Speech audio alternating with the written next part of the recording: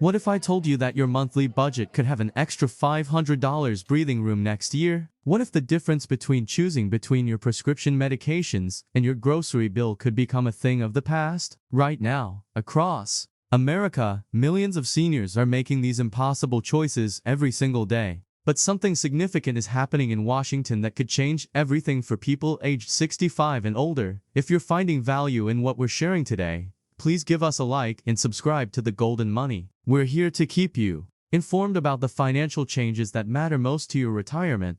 The reality is that while politicians talk about helping seniors, real action has been rare. But right now, there's a piece of legislation moving through Congress that could put thousands of dollars back into the pockets of America's seniors. This isn't just another political promise, it's a concrete proposal that has already passed the House of Representatives and is now making its way through the Senate. Let me share with you what's really happening behind the scenes in Washington, and more importantly, what it could mean for your financial future. The legislation we're talking about is called the One Big Beautiful Bill, and buried within its pages is a provision that could provide significant tax relief specifically designed for seniors. Think about Martha from Toledo, Ohio. She's 68 years old, worked as a school teacher for 35 years, and now lives on a fixed income from Social Security and a modest pension. Over the past few years, she's watched her grocery bill climb from $80 a week to nearly $120. Her prescription medications now cost her $200 more per month than they did just 3 years ago. Martha represents millions of seniors who've seen their purchasing power eroded by inflation while their income remains essentially frozen. The current tax system doesn't account for the unique challenges seniors face. While younger Americans might see their wages increase to help offset rising costs, seniors on fixed incomes have no such luxury. They've watched their dollars stretch less and less, forcing them to make difficult decisions about their basic needs. This is where the proposed legislation comes into play. The Senate version of the bill includes what's being called a senior bonus, an additional tax deduction of up to $6,000 for qualifying seniors. Now, let me explain what this means in practical terms, because the way tax deductions work isn't always clear. When you receive a tax deduction, it reduces the amount of your income that's subject to federal taxes. So if you're in the 22% tax bracket, which many middle-income seniors are, a $6,000 deduction would save you about $1,320 in federal taxes each year. That's real money that stays in your pocket instead of going to the government. But here's what makes this particularly interesting. Unlike the House version, which proposed a $4,000 deduction,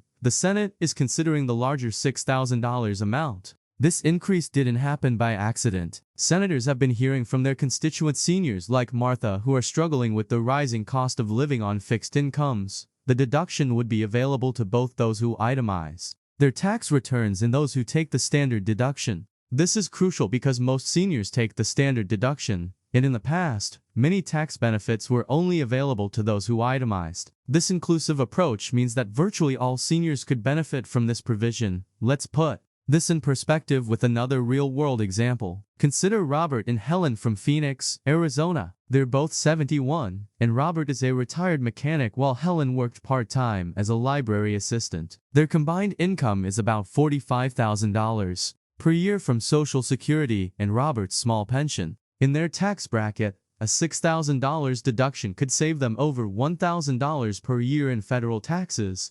That $1,000 might not sound like a fortune to younger families with growing incomes, but for Robert and Helen, it represents more than 2 months of grocery money. It's 3 months of their supplemental Medicare premium. It's the difference between feeling financially secure and constantly worrying about making ends meet. The timing of this legislation is particularly significant. The bill has already passed the House of Representatives, though by a narrow margin of 215 to 214 votes. This close vote shows just how contentious fiscal policy has become, but it also demonstrates that there's enough support to move the legislation forward. Now the focus shifts to the Senate, where the dynamics are quite different. The Senate is working under a tight timeline, with leadership hoping to get the bill to President Trump's desk by July 4th. This aggressive timeline is both an opportunity and a challenge. The opportunity is that it could mean relief for seniors come sooner rather than later. The challenge is that rushing legislation through the Senate is never simple,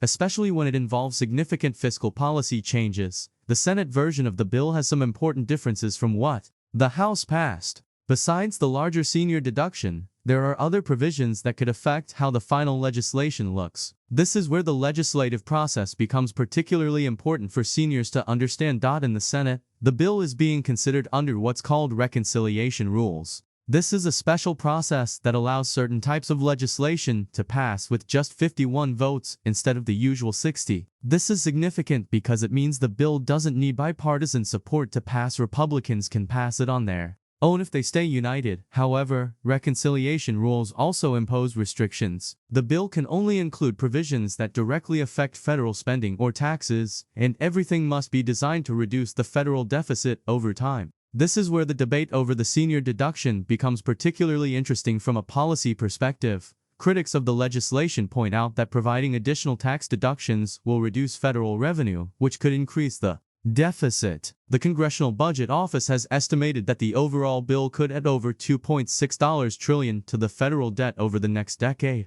This is a significant concern for some senators, even within the Republican Party. But supporters argue that the economic benefits of putting more money in seniors' pockets will stimulate economic activity, potentially offsetting some of the revenue loss. When seniors have more spending money, they tend to spend it on necessities like food, healthcare, and home maintenance, all of which create economic activity and jobs. There's also a philosophical argument at play. Many supporters of the senior deduction argue that after a lifetime of paying taxes and contributing to society, seniors deserve relief during their retirement years. They point out that seniors often face higher healthcare costs and live on fixed incomes, making them particularly vulnerable to economic pressures. The real-world impact of this debate can be seen in communities across America. In Florida, where nearly 21% of the population is over 65, the senior deduction could affect millions of residents. In Arizona, which has attracted many retirees, the impact could be similarly significant. Even in states with smaller senior populations, the economic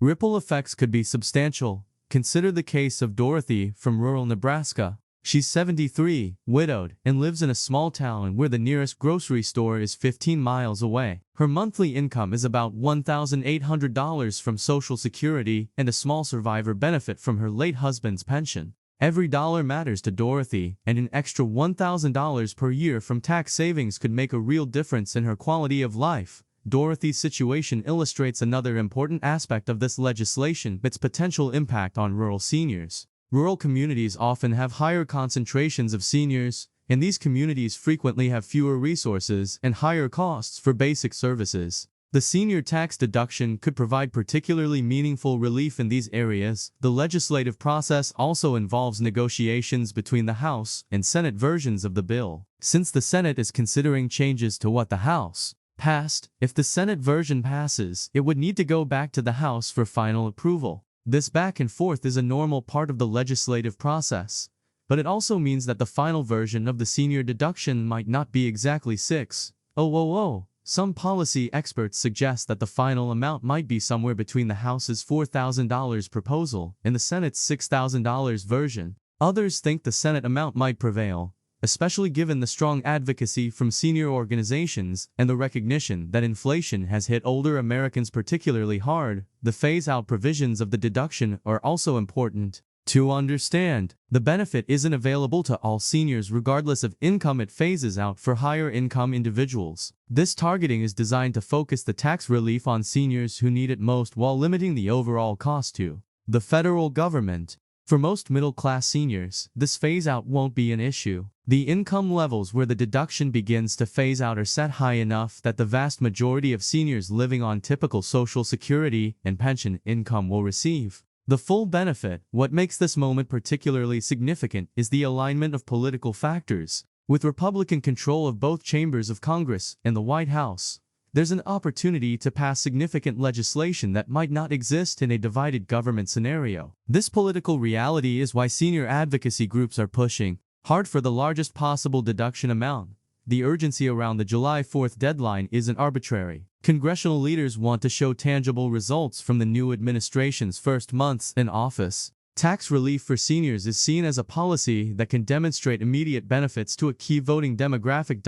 As we watch this legislation move through the Senate in the coming days and weeks, the key things to monitor are the final deduction amount, the income phase-out levels, and the effective dates. Some versions of the legislation would make the senior deduction retroactive to the beginning of 2025, which could mean larger refunds for seniors when they file their 2025 tax returns. The bottom line is that we're potentially just days or weeks away from the most significant senior-focused tax relief in decades. Whether it's the $4,000 House version, the $6,000 Senate version, or some compromise amount, this legislation represents a recognition that America's seniors deserve targeted relief during these challenging economic times. For seniors like Martha in Ohio, Robert and Helen in Arizona, and Dorothy in Nebraska, this isn't just about politics or policy debates. It's about having a little more financial security, a little more breathing room in their monthly budgets, and a little less worry about making ends meet on fixed incomes. The coming days will be crucial as the Senate works through the details